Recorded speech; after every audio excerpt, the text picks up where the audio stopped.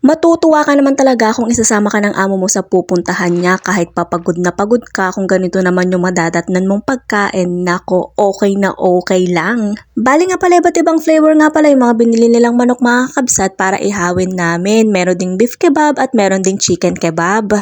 Kaya naman pala hindi na nagsabi yung amo ko kung anong dadalhin ko dito sa beach kasi nga naman pala bumili na pala yung kapatid niya mga kabsat ng ready to ihaw na. Mas mabuti na nga lang ito mga kabsat kaysa naman magdala pa kami o magluto pa kami.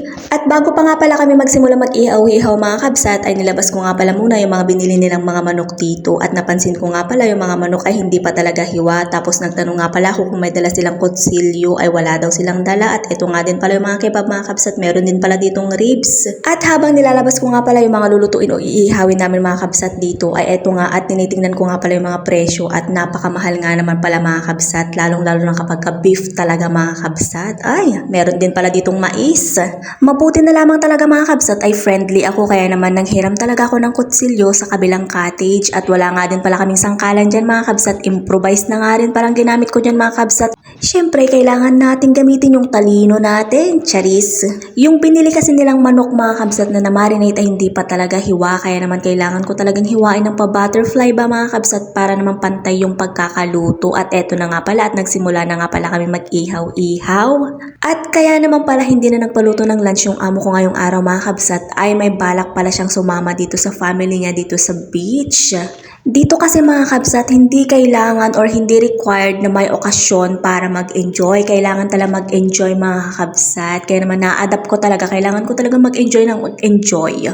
At pagkatapos nga pala namin ihawin yung mga manok mga kabsat ay sinalang na nga pala namin yung mga beef mga kabsat. Bali nga pala naka-stick na to at nakatusok-tusok na pala mga kabsat na para siyang barbecue.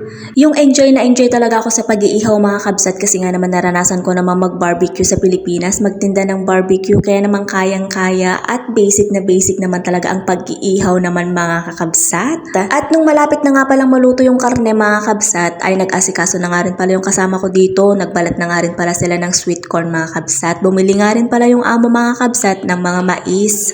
Alam nyo ba talaga mga kabsat na ito talaga yung pinakagustong gusto ko kapag gumagala kami, yung may mga pagkain, hindi ka talaga magugutom, mabubusog at mabubusog ka talaga pag uwi mo sa bahay. At yung mga mais nga pala na binili ng amo namin dito mga kabsat ay iihawin din namin, kakainin daw nila pagkatapos nilang kumain. At eto na nga pala yung mais mga kabsat, habang kumakain nga pala yung mga amo namin mga kabsat ay inihaw na nga rin pala namin yung mga mais.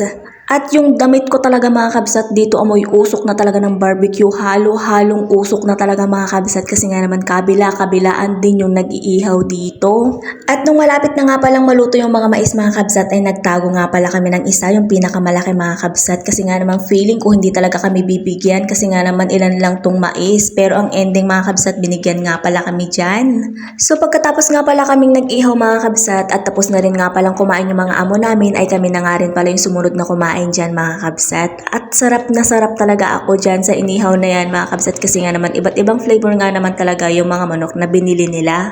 At bali nga pala yung binigay sa amin na manok mga kabsat dyan ay yung barbecue flavor kaya naman ang sarap naman mga kabsat, manamis na miss.